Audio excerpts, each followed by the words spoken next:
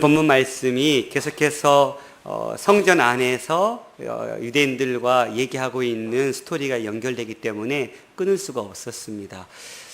우리는 계속해서 지금 예수님은 초막절이란 명절 속에서 계속 유대인들과 변론하면서 자신의 빛되심, 자신의 참된 길되심을 증거하고 있는 상황 속에서 우리는 계속해서 말씀을 보고 있습니다. 특별히 그 사진 하나를 보여드리고 싶은데요. 안 켜져 있었네요. 네. 누구신지 아시겠습니까? 혹시? 이 흑백 사진이라서 되게 오래된 것 같지만 25년 전의 사진입니다. 예, 김만철 씨. 역시, 저 세대예요. 역시. 사랑해요. 네. 1987년 2월 8일, 네, 1987년 2월 8일에 있었던 일입니다. 21이 입을 딱 벌렸어요. 지금 태어나기도 전에. 네. 김만철 씨가 자기 일가족 11명을 이끌고 무작정 청진항을 탈출한 뒤에 김포공항에서 가졌던 기자회견의 사진입니다. 요즘은 뭐 탈북자들이 이렇게 탈북해 와도 그렇게 사회적으로 이슈가 되지는 않습니다. 그러나 25년 발음이 안 나오네요. 약 25년 전에는 이건 엄청난 이슈였던 것이죠. 특히 거의 1세대라 할 정도로 탈북자의, 그래서 김만철 씨의 이 일가족에게 우리 대한민국 정부가 아주 어마어마한 정착금을 주면서 대대적으로 선전하고 이용했던, 그런데 결국 이들이 그렇게 그 북녘 땅을 마다하고 이곳으로 올려했던 이유, 특별히 이 김만철 씨가 이때 기자회견하면서 했던 말이 나는 따뜻한 남쪽 나라로 가고 싶었다라는 말을 했습니다. 이 말이 곧 무슨 말이겠습니까? 자유를 꿈꿨다는 것입니다. 나는 자유가 있는 땅으로 가고 싶다. 이 말이겠죠. 따뜻한 나라, 따뜻한 남쪽 나라. 북녘 땅에 그 자유가 없는 그 땅에서 자유가 있는 남녘 땅으로 오기 위해 그들은 목숨을 걸고 이 땅으로 왔던 것이지요. 자유에 대한 열망입니다. 우리의 영혼은 본능적으로 자유를 열망하지요. 최근에 10대들의 보고서라는 다큐멘터리를 보니까 이들이 그 부모의 그 억압으로부터 벗어나기 위해서 스스로 가정을 떠나고, 특별히 정말로 여자아이들은 몸을 팔면서까지도 집으로 가지 않겠다고 했던 그 이유는 다시 구속되기 때문에, 부모로부터 다시 구속받는 삶이 싫어서, 내 비록 몸을 팔더라도 내 비록 먹을 것이 없어서, 내가 또 살 집이 없어서 찜질방을 전전하며 돌아다니지만 그러나 나는 돌아가지 않겠다라고 인터뷰하는 것을 보면서 참 충격이었습니다. 왜 그렇습니까? 나름의 자유를 꿈꾸기 때문에 그렇지. 사람들은 참 이 자유라는 것을 참 많이 꿈꿉니다. 마음껏 하고 싶은 욕망. 이제 저희 초등학생들을 보면 점점점 고학년 올라갈수록 이 자유의 그 생각이 꿈틀꿈틀거리기 시작하죠. 그리고 이제 중학교만 딱 가도 벌써 저를 쳐다보는 눈빛이 다릅니다. 이제 만만하다 이거죠. 나 중학생인데. 참 아직도 제가 보기에 너무나 아이인데도 불구하고 자기는 좀 더 컸다라고, 나에게 좀 더 많은 자유가 있다라고 주장하는 눈빛을 저는 잊을 수가 없습니다. 8장에 나오는 이 주님의 모든 말씀은 초막절을 배경을 하고 있죠. 그런데 초막절을 잘 돌아보면, 초막절이라는 것은 유대인들이 이스라엘 백성들을 그 애굽으로부터 430년의 노예 생활을 청산하고 이제 하나님께서 이끌어 주셔서 그 광야의 삶 속에 살면서 함께 하셨던 그 하나님을 기념하면서 지키는 절기가 초막절이죠. 그럼 초막절에 여러 가지 의미가 있었습니다. 그런데 그 가운데 특별한 또 우리가 잊지 말아야 될 의미는 바로 자유라는 것입니다. 초막절의 참된 의미는 그 속박으로부터, 구속으로부터 놓여져 있었던 그들을, 그 400년이 넘는 그 시간을 하나님께서 멈추게 하시고 이제 그들에게 참된 자유가 있는 땅으로 가기 위한 그 과정 속에 함께 하셨던 그 하나님을 기념하는 것, 이것이 초막절의 온 뜻이지요. 그러면 초막절을 지키고 있는 유대인들은 지금 어떤 마음으로 이 절기를 지켜야 됩니까? 우리에게 참 자유를 주신 하나님을 꿈꾸며, 그리고 그 자유를 주셨던 하나님께 감사하며 모든 절기를 지켜야 했을 것입니다. 그런데 여전히 유대인들은 율법과 죄라는 이 두 가지에 얽매여서 여전히 종의 신분으로 살아가는 것을 보고 있으면서 주님께서 말씀하신 것입니다. 진리를 알지니 진리가 너희를 자유케 하리라. 유대인들은 자유를 가졌다고, 그들은 율법이라는 참 생명을 가졌다라고 얘기하고 있지만 예수님이 보기에는 그들은 여전히 마치 그들의 조상들이 430년 동안 애굽에서 종살이했던 것처럼 그 종의 삶에 불과한 삶을 살고 있는 그들을 보면서 안타까운 마음에 너희가 참 진리를 안다면, 그 진리 속에 너희들이 살아간다면 너희들은 참된 자유를 맛볼 것이다 라고 주님은 이 초막절의 마지막 주의 설교를 하고 있는 것이죠. 우리는 샘물이라는 것을 통해서 주님께서 참 생명의 물이심을, 또 빛이라는 걸 통해서 참 빛이심을 배웠고, 이제 마지막 주님은 자신이 참 자유임을 얘기하고 있는 것입니다. 유대인들은 율법이 죄의 노예가 되어 있는 인간을 해방시켜 줄 줄 알았습니다. 그리고 그들은 그렇게 믿었습니다. 그런데 율법은 더 이상 사람들을 죄에서 해방시켜 주지 못했습니다. 오히려 그들은 613개라는 더 많은 규칙들을 정해서 사람들을 얽매이기 시작했습니다. 원래 율법은 사람을 위해 주신 하나님의 은혜의 법이었지만 죄인된 우리가 그 율법을 지키기에는 너무나도 어려웠던 것이지요. 그래서 하나님은 뭘 하셨습니까? 그 율법 대신에 은혜의 복음을 주신 것이죠. 복음을 선물로 주셨습니다. 바로 예수 그리스도를 통해 주신 것이죠. 죄사함과 죄사함 뒤에 누리는 평안함과 자유라는 그 선물을 예수 그리스도를 통해서 우리에게 부어주신 것입니다. 주님은 사실 진리 그 자체입니다. 주님의 어떤 구원의 길도 없고 그분을 떠나서는 결코 자유함을 맛볼 수 없습니다. 사실 우리는 태초에 자유인으로 창조되었죠. 태초의 아담은 죄 없이 태어난 유일한 사람입니다. 아담과 하와는. 그러나 그들이 죄를 범함으로 말미암아 그 원죄로 인해서 사람과 사람이 결혼해서 태어난 모든 생명체는, 모든 인간은 죄를, 그 원죄를 타고난, 그래서 갓 태어난 그 정말 보석과 같이 예쁘고 눈에도 안 아플 것 같은 그 생명도, 그 핏덩어리도 죄인이라고 부를 수밖에 없는, 모든 사람이 죄를 범하였음에 하나님의 영광에 이르지 못했다라고 성경은 분명하게 우리의 신분을 밝히 드러내고 있습니다. 그러니 이 죄 가운데 놓여져 있는 이들을 하나님 구약 시대에 율법이라는 것을 주셔서 그들을 건져내기 원하셨지만 그 율법은 더 이상 율법으로서의 사명을 감당할 수 없었던 것이죠. 죄의 값을 갚기 위해 그들은 계속해서 날마다 양을 죽여야 했고 숫소를 죽여야 했고 순염소를 죽여야 했습니다. 그리고 그것은 그 순간 자기가 지었던 그 죄까지만 범위가 허락되지 않았습니다.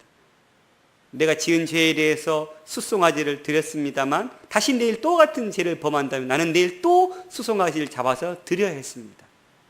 일시적이고 한 번뿐인 그런 효과가 나타나지 않는 그런 방법을 통해서 그들은 그 자신들의 죄를 날마다 계속해서 씻어내고 있었죠.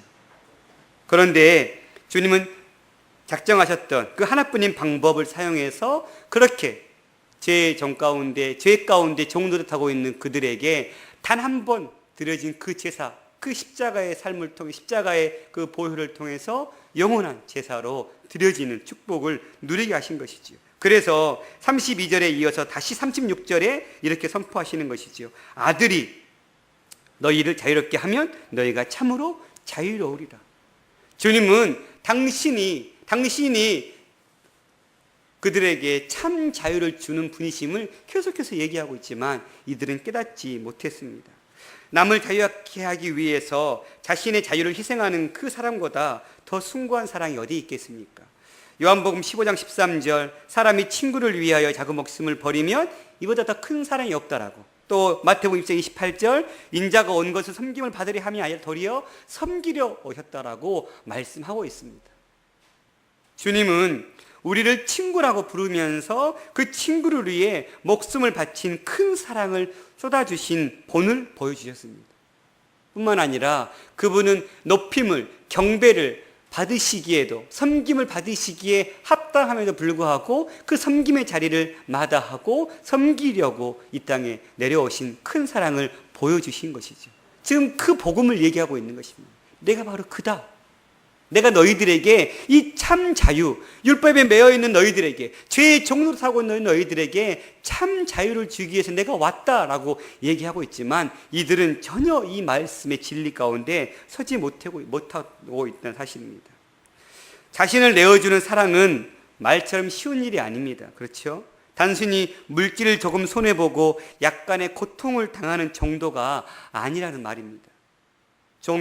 죄의 종이 된 사람이 예수를 구주로 믿기만 하면 그 순간 자유인의 신분이 되지만 그렇게 되도록 하기 위해서는 흘린 주님의 그 고귀한 보혈과 당하신 그 고통, 그 어느 것도 비교할 수 없는 가장 값진 그 은혜가 있어야 된다는 사실입니다. 그래서 디트리히 본헤퍼라는 이 독일의 목사님은 값싼 은혜라는 그 진리를 말씀드리면서 그는 죄사함의 가치를 싸구려로 만들지 말라라고 호소했습니다. 왜요? 우리는 너무나도 이신칭의, 즉 예수로 말미암아 믿음으로 말미암아 구원 얻는다는 이 복음으로 인해서 너무 많은 사람들에게 믿기만 하면 구원 얻는다. 이 값싼 은혜를 너무너무 전했기 때문에 그 예수 그리스도의 그 고귀한 보혈의 그 값진 그 값어치를 싸구려 취급하면 안 된다라고 외쳤던 것입니다. 오늘 이 본문 말씀을 통해서 우리가 이제 이후에 보면 유대인과 예수님의 대화 가운데 가장 중요한 하나의 인물이 나오는데 그것은 아브라함입니다. 아브라함을 통해서 그들은 자신들이 어떤 존재인지 또 주님은 그들이 어떤 존재인지를 밝히 드러내고 있습니다. 진리가 우리를 자유케 한다면 그 진리는 무엇입니까? 그것은 나는 죽고 내 안에 주님이 사시는 것일 줄 믿습니다. 내가 죽지 않고 결코 자유롭게 될 수는 없습니다. 내 손에 쥔 것을 놓지 않고 어떻게 주님을 붙들 수 있겠습니까? 그러려면 내가 가진 것을 놓아야 합니다. 죽어야 산다는 진리를 주님이 친히 보여주셨고 우리 또한 그런 삶을 살 수 있도록 말씀하셨습니다. 고린도전서 5장 31절에 함께 읽어볼까요? 시작. 형제들아, 내가 그리스도 예수 우리 주 안에서 가진 바 너희에게 대한 나의 자랑을 두고 단언하노니 나는 날마다 죽노라. 주님께서 스스로 날마다 죽는 삶을 사셨습니다. 왕의 대접, 선지자의 대접, 그 어떤 것보다도 대접을 받을 수 있는, 존경받을 수 있는 그 자리에도 불구하고 그는 순전히 하루하루 하나님의 뜻에 따라 자신은 죽는 삶을 선택하며 살아갔습니다. 여러분, 주님의 말씀이 진리이며 주님이 진리입니다. 그 안에서 내가 죽고 주님과 살 때 참된 자유함과 참된 진리의 그 기쁨을 우리는 맛보게 될 것입니다. 특별히 갈라디아서 5장 1절에 보면 그리스도께서 우리를 위하여 우리를 자유롭게 하려고 자유를 주셨으니 그러므로 굳건하게 서서 다시는 종의 멍에를 매지 말라라고 얘기하고 있습니다. 우리는 이미 자유함을 맛봤죠. 우리는 종의 자녀가 아니죠. 그런데도 우리는 계속해서 다시 옛 종의 삶을 살려고 하는 우리의 습성을 보면서 참 안타까울 때가 많습니다. 저는 오늘 이 말씀을 통해서 특별히 31절에 이 거한다는 말씀, 이 거한다라는 이 단어를 좀 보고 싶습니다. 31절 주님은 그러므로 예수께서 자기를 믿는 유대인들에게 이르시되 너희가 내 말에 거하면, 라는 이 거하면이라는 뜻은 메노라는 단어인데 이 메노라는 말은 머무르다라는 말입니다. 또 그 더 본뜻으로 가면 서로 상호 교환 작용이 있는 것을 얘기합니다. 특별히 30절에 봐보십시오. 이 말씀을 하심에 많은 사람이 믿더라라고 얘기했습니다. 주님께서 빛의 말씀을 하실 때에 그 말씀을 통해서 많은 사람들이 믿었습니다. 그러니까 지금 이 31절부터 59절까지에 등장하고 있는 유대인들이 지금 예수님의 말씀을 믿고 따르는 사람들이죠. 그런데 그 사람들을 향해 주님은 무슨 말씀을 하고 있는 것입니까? 너희가 내 말에 거하면 이라는 단서를 달고 있습니다. 그들은 예수님을 믿었습니다. 믿었는데 믿는 것이 중요한 것이 아니고 뭐라고 말씀하십니까? 내 말에 거하는 것이 중요하다고 얘기하고 있습니다. 이 말은 무슨 말이냐면 거한다는 것은 계속적인 믿음 안에 머무는 것을 얘기합니다. 그냥 이례적으로 한 번 예수님 나 믿습니다, 이게 아니라 계속해서 매일의 삶 가운데 그분의 말씀 속에 거하기 위해서 자신을 죽고 예수를 살게 하는 그 삶을 사는 것, 이것이 거한다는 삶의 뜻의 의미라는 것이죠.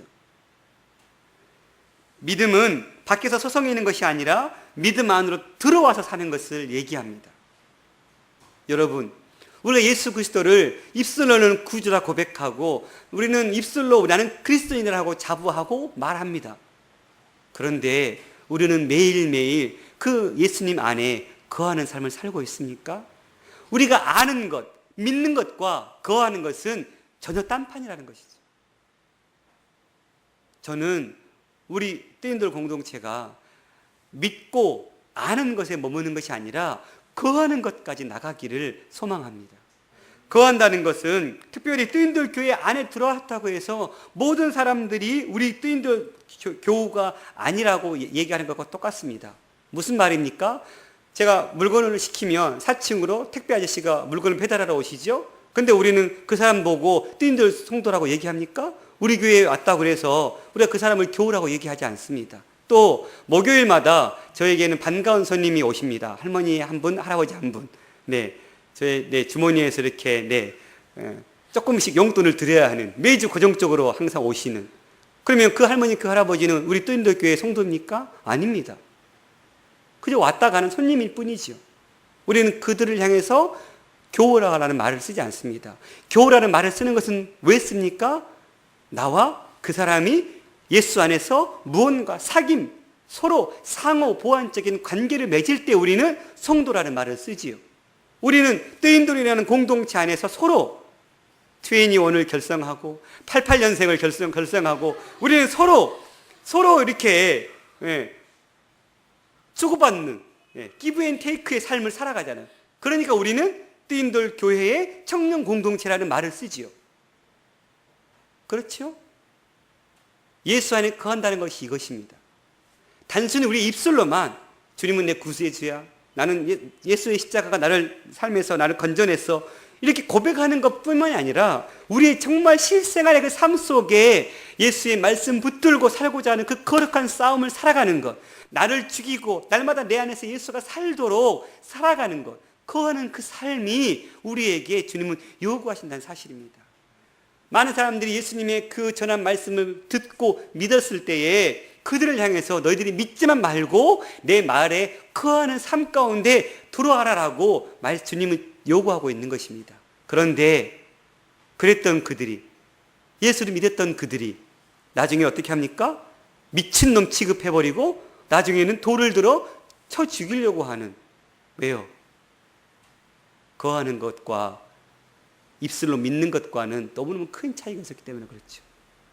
우리는 얼마든지 우리의 입술을 통해서 예수를 믿는 척 할 수 있습니다. 예수가 내 구주인 척 할 수 있습니다. 그런데 그 안에 거하는 것은 그렇게 척할 수가 없습니다. 티가 나죠. 그리고 우리는 날마다 거하지 못한 나를 보면서 너무너무 괴로워합니다. 영적으로 민감하지 못하고 깨어있지 못하고 주님 말씀대로 살아가지 못하는 내 자신을 보면서 우리는 참 힘들어하죠. 쉬운 일이 아니죠. 거한다는 것은 고통스러운 일입니다. 주님 말씀 앞에 살아간다는 것, 나를 죽이는 것은 쉬운 일이 아닙니다. 내 것을 포기하는 것, 이건 엄청난 일입니다. 그런데 주님은 그것을 우리에게 요구하고 있습니다. 믿음과 행함이라는 것을 주님은 동시에 우리에게 요구한다는 사실입니다. 주님께서 하신 말씀이 때와 장소에 따라 달라지지 않듯이 주님의 말씀 안에 거한다는 것은 우리의 형편이 어떠하든지 항상 주님의 말씀에 반응하는 것을 의미합니다.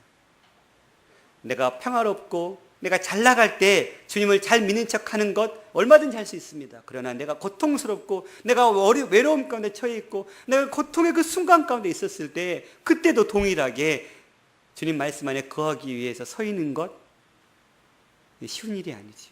그러나 우리는 그렇게 내 상황이 어떠하든지 간에 우리는 그 순간 늘 주님의 그 말씀 안에 거하기 위한 삶을 살아가야 될 줄 믿습니다. 주님의 말씀 안에 지속적으로 머무는 사는 삶을 살아갈 때 우리는 진정한 하나님의 제자가 되는 것이죠. 그러할 때 우리는 진정 주님의 진리를 알게 될 것이고 그 진리 안에서 주시는 참 자유를 맛보게 된다는 사실입니다. 하지만 유대인들은 이 자유가 이 예수님부터 오심을 알지 못합니다. 깨닫지 못합니다. 오히려 그들은 뭘 얘기하고 있습니까? 나는 아브라함의 자손이다 라고 얘기하고 있습니다. 이것은 뭘 얘기하는 것입니까? 나는 혈통적으로 우리 민족은 하나님이 선택한 민족이라는 선민의식에 휩싸여 있습니다. 또한 그들은 나는 종이 된 적이 없는데 왜 우리 보고 자유케 된다라고 얘기하느냐라고 묻습니다. 그런데 이것도 또한 거짓말입니다. 이들의 조상들은 애굽으로부터 바벨론으로부터 아수르로부터 계속해서 그들은 종의 삶을 살았습니다. 그리고 지금 얘기하고 있는 이 순간도 이들은 로마의 정부로부터 지금 억압받고 있는 시대입니다. 그리고 이들은 그 로마의 정부로부터 정치적으로 해방시켜줄 메시아를 기다리고 있었습니다. 그럼에도 불구하고 우리가 언제 종이 되었느냐라고 따지고 있습니다. 어찌 어리석을 수 있을까요? 이처럼 어리석을 수가 없습니다. 그러면서 나는 아브라함의 혈통이라고, 내 조상이 아브라함이라고 내세우고 있습니다. 여러분, 유대인들은 그들의 영적인 우월감으로 인해서 자기들이 사실상 죄의 노예라는 것을 보지 못하고 있었습니다. 그러나 요즘 유행하는 말로 단언컨대 어떠한 혈통적인 것으로도 어떠한 환경적인 것으로도 자유를 맛볼 수 없습니다. 인종이나 가계 또 우리만이 가지고 있는 그 어떤 것을 통해서도 진리는 얻을 수 없습니다. 그것은 예수님에 의해 개인적으로 주어지는 것이죠. 예수님을 개인적인 관계 속에서 상호작용하면서 만나는 역사가 일어날 때 주어지는 것이지, 내가 잘 믿으니까 내 아내까지 구원받고 부모가 잘 믿으면 자식이 구원받고 아무런 영향력이 없습니다. 구원은 나와 주님과의 1:1 관계이지. 아무리 내 부모의 신앙이 좋아도 내 자식에게 그 신앙이 흘러갈 수는 없습니다.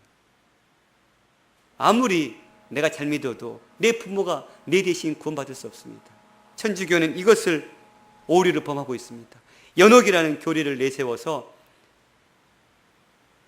기독교는 죽으면 예수 안 믿으면 지옥, 믿으면 천국이라고 양자간의 결정밖에 없음을 얘기하지만 천주교는 거기 그 사이에 뭘 끼워놨습니까? 연옥이라는 교리를 끼워놔서 잠시 지옥과 천국 가기 전에 잠시 연옥이라는 그 공간에 머물다가 그 죽은 조상을 위해서, 내 부모를 위해서 내가 열심히 헌금하고 열심히 섬기고 하면 내 부모가 그 연옥에서 지옥이 아닌 천국으로 들어갈 수 있다라고. 마치 이건 뭘 이용한 것입니까? 교회가 가장 연약했던, 즉 내 부모가 예수를 몰라서 죽었을 때 고통스러운 그 자녀들, 그들에게 희소식은 무엇입니까? 우리 부모가 예수를 안 믿고 죽었지만 내가 내 부모를 위해서 열심히 공을 쌓으면 예수 안 믿은 내 부모도 천국 갈 수 있구나. 이걸 해결해 준 것입니다. 그런데 그 시발점은 어디에 있었습니까? 인간적인 데 있었습니다. 성경은 어느 한 군데서도 연옥이라는 단어를 쓰지 않고 있습니다. 그리고 성경은 어느 한 곳에서 중간 상태에 있는 단어를 쓰고 있지 않습니다. 지옥 아니면 천국을 얘기하고 있죠.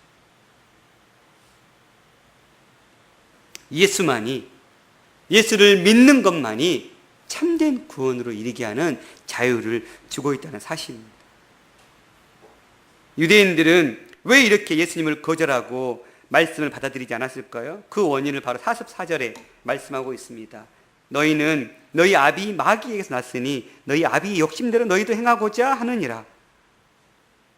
주님은, 그들은 계속 우리는 하나님의 아들입니다. 그럼 예수님은 너희들은 하나님의 아들이 아니다. 하나님의 아들이었으면 하나님의 뜻을 알았을 텐데 너희는 하나님의 뜻을 알지 못하니 너희들은 마귀의 자식이다라고 얘기하고 있습니다. 마귀는 어떤 자입니까? 그는 처음부터 살인하는 자요, 진리가 그 속에 없으므로 진리에 서지 못하고 거짓을 말할 때마다 제 것으로 말하나니 이는 거짓말쟁이요 거짓의 아비가 되었습니다. 마귀는 거짓의 아비입니다. 예수님께서 아무리 목청껏 외치고 가르쳐도 끝내 주님의 말씀을 듣지도 믿지도 않는 유대인들을 향하여 너희는 너희 아비 마귀에게서 난 자식들이라고 주님은 청천벽력과 같은 말씀을 선포하고 있는 것이죠. 유대인들은 아브라함을 모세 이상으로 섬기고 있었고 자신들이 아브라함의 후손이라는 이 사실에 무척 자부심을 느끼고 있었습니다. 그런데 주님은 너희들이 아브라함의 자손도 아니다. 그 아브라함의 자손이라는 것은 아무 딸에게도 쓸모없다라고 선언해 버렸습니다. 이들은 이럴 때마다 그들은 흥분했습니다. 왜요? 그들에게 모세란, 그들에게 아브라함이란 전부였거든요. 그래서 그들은 주님을 향해서 당신은 귀신 들렸다. 그리고 더 나아가서 그들은 주님을 향해서 돌을 들었던 것입니다. 아직 때가 되지 않아서 주님은 몸을 피하셨습니다.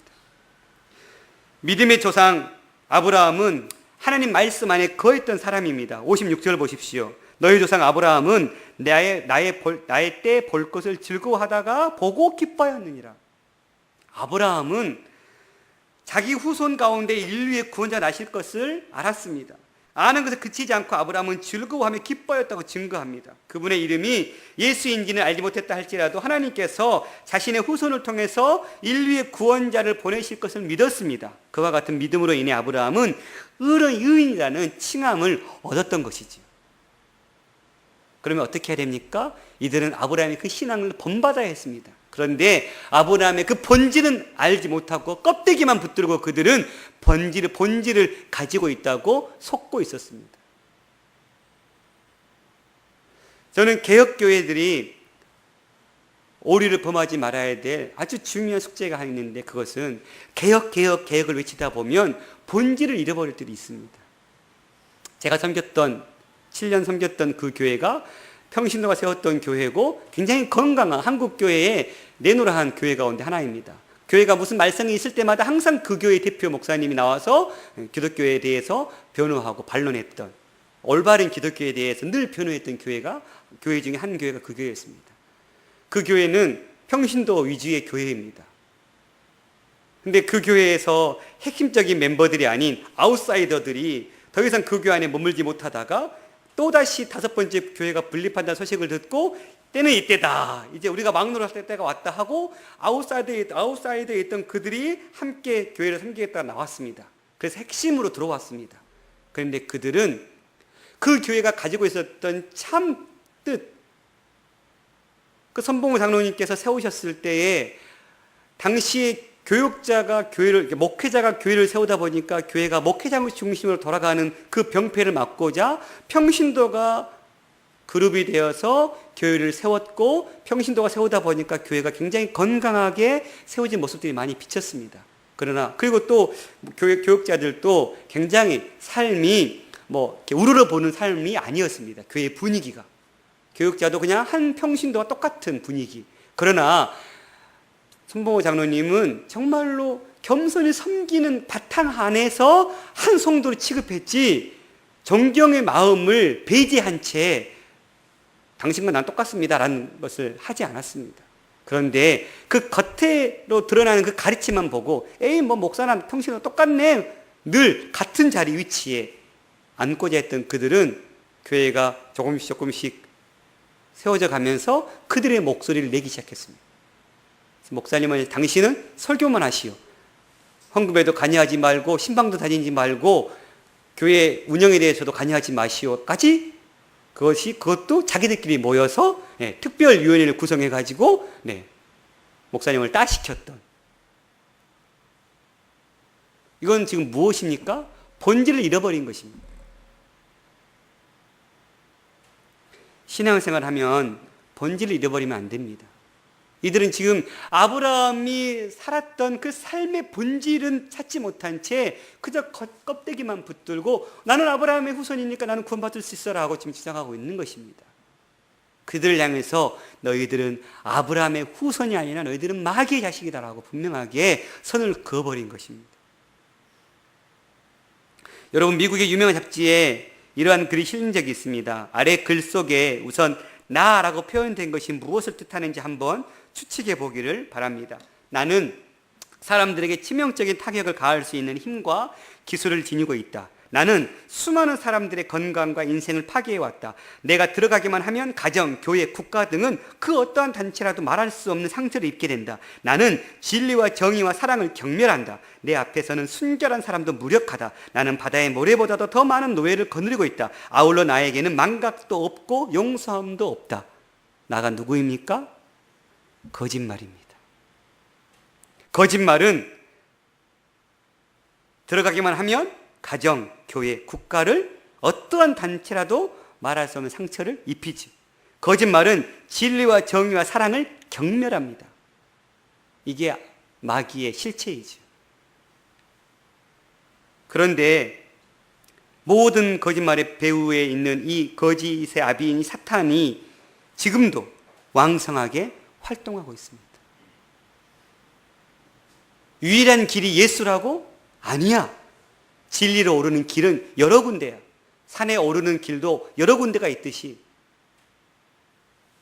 참 신의 경지에 오르는 길은 부처를 통해서, 알라를 통해서, 기독교가 말하는 예수를 통해서 다양하게 오를 수 있어. 그럴듯하게 얘기합니다. 속이고 있습니다. 거짓말하고 있습니다. 그런데 거기에 다 넘어가고 있습니다.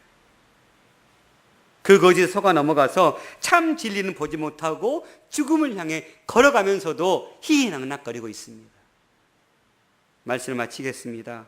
주님은 전에도 계셨고 지금도 계시고 장차 계시는 하나님이시며 어제나 오늘이나 영원토록 변함없이 동일하신 하나님이십니다.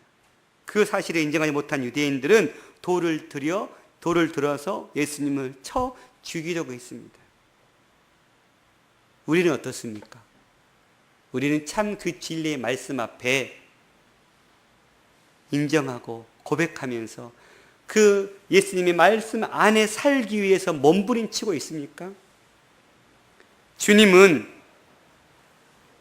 55절에 보면 나도 너희같이 내가 하나님을 알지 못한다면 거짓말쟁이가 될 것이다.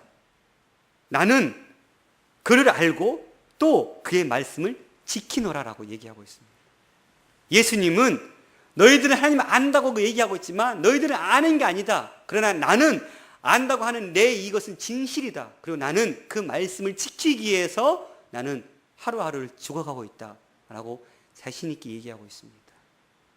사랑하는 띠인들 청년 여러분, 예수를 알고 있지요. 그러나 아는 데만 머물지 말고 안 만큼 말씀 안에 거하기를 힘쓰고 그 말씀 안에 거하면서 참 제자가 되어서 진리 안에 머물 때 우리는 참 자유를 누리며 살아가게 될 것입니다. 오늘 또 우리에게 허락된 삶의 자리인 가정과 또 일터에서 또 여러분의 주어진 그 삶의 현장 속에서 주께서 허락하신 그 자유를 누리면서 승리하는 하나님의 청년들이 되기를 간절히 바랍니다. 찬양하겠습니다. 자유를 꿈꾸며라는 찬양입니다. 이 세상 무엇과도 바꿀 수 없는 것, 내 마음에 살아있는 하나님의 소망, 누구도 이해 못할 참 진리와 자유, 그 깊은 어둠에서 날 부르신 음성, 이 땅에 있는 유일한 소망, 그분은 예수. 누구라도 만나야 할 살아있는 진리, 그 능력의 빛 안에 나 항상 거하리. 하나님의 자유를 꿈꾸며 저와 여러분이 이 능력의 빛 안에 항상 거하는 삶을 살기를 원하고 그 자유를 꿈꾸는 삶이 되기를 소망합니다.